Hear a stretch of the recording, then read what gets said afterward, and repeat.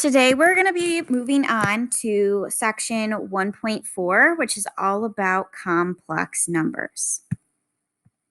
So today we are going to add and subtract complex numbers as well as start to multiply complex numbers.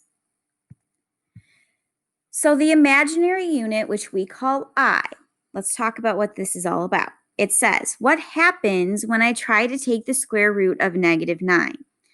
Hopefully we remember from the review that we did yesterday that we are dealing with the fact that anytime you have a negative number under a square root, what happens? You have no real solution. Okay, there's no way for us to take the square root of a negative and get a real number. Okay, so that means that this operation results in something called an imaginary number. We've always dealt with real numbers. Now there's this idea of imaginary numbers. So imaginary numbers, so the imaginary unit I is defined as the following. I is going to equal the square root of -1. So if I wanted to get rid of that square root, well, the opposite of a square root is a square. So if I square both sides, that's why it says that I squared equals -1. So we're going to use those two things hand in hand. So anytime I see I can really think of it as a -1 under a square root, or I squared is just -1.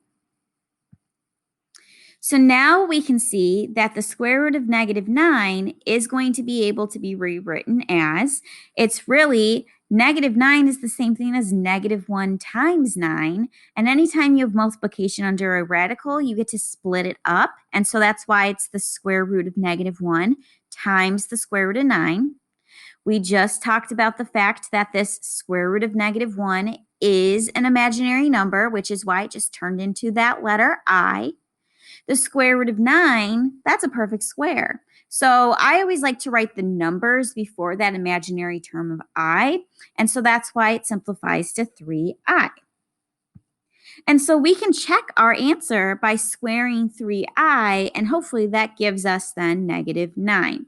So if I'm squaring 3I, that means that 3 times 3 gets multiplied together as well as I times I.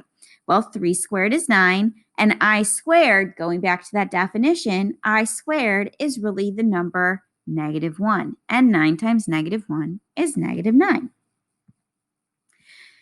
So, complex numbers and imaginary numbers. Imaginary numbers have that I with it. Complex numbers looks like this. It says the set of all numbers in the form A plus BI. So A and B are real numbers, and then I, which is that imaginary unit, put them together, we have this complex numbers. Now, this is called standard form of those complex numbers, where the real numbers first, the imaginary numbers second.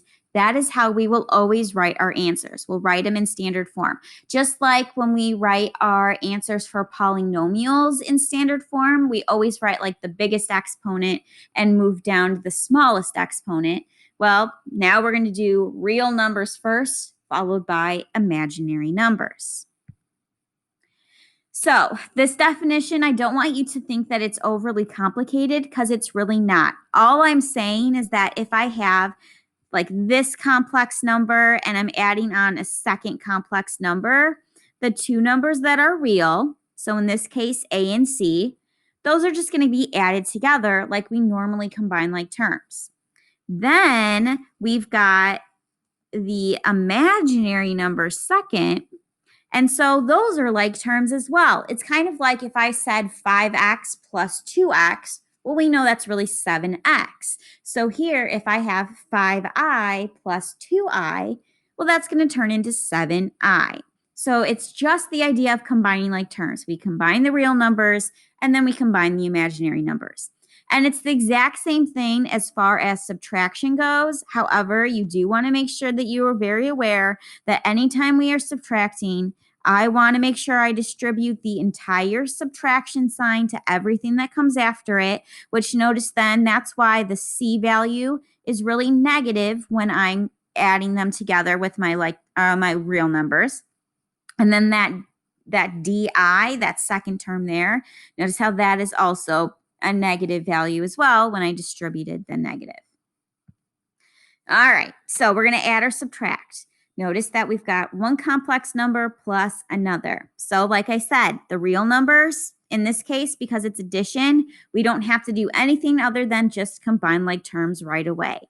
5 and 3 get to get added together. That turns into 8. Then we've got a couple of imaginary numbers. So negative 2i plus 3i. Well, negative 2 plus 3 is positive 1. And then it's still imaginary. So you can put a 1 in front of the I, or you can just write I. And this would be our final standard form answer. Number 2 is a subtraction problem. So the first thing I'm going to do is I'm going to distribute.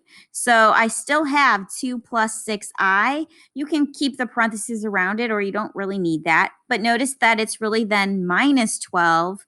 And then a negative times a negative is really going to turn that second I into a positive. So now I can start combining.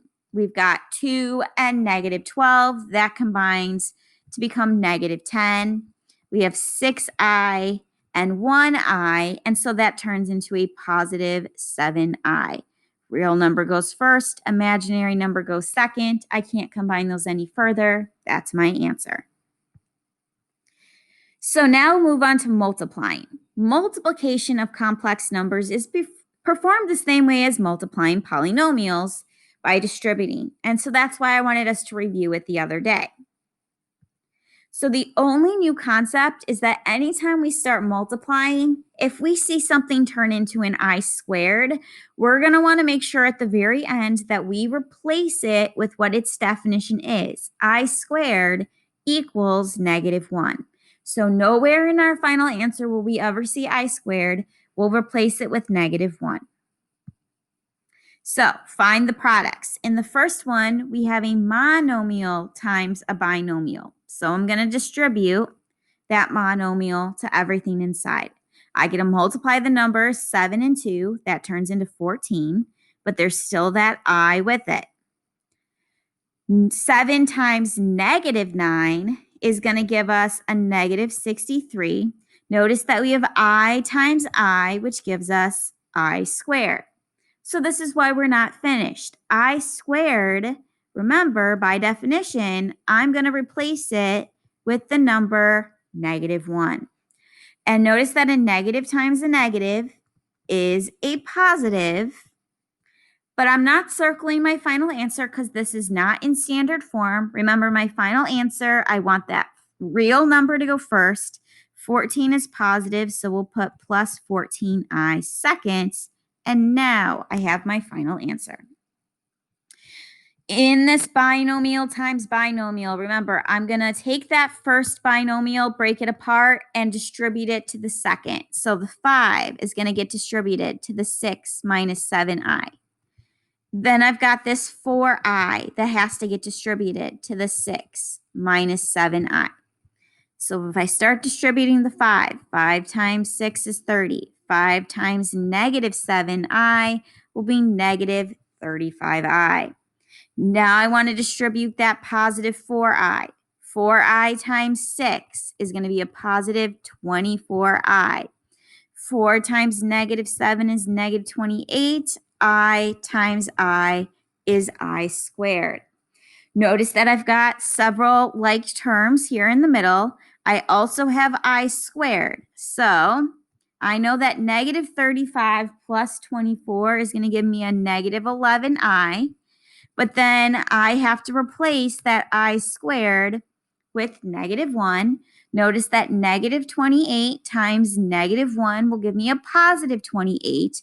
That still has to then be combined with its real number of 30. So 30 plus 28 is going to give me 58. So the real number goes first, imaginary number goes second, and here's my final standard form answer.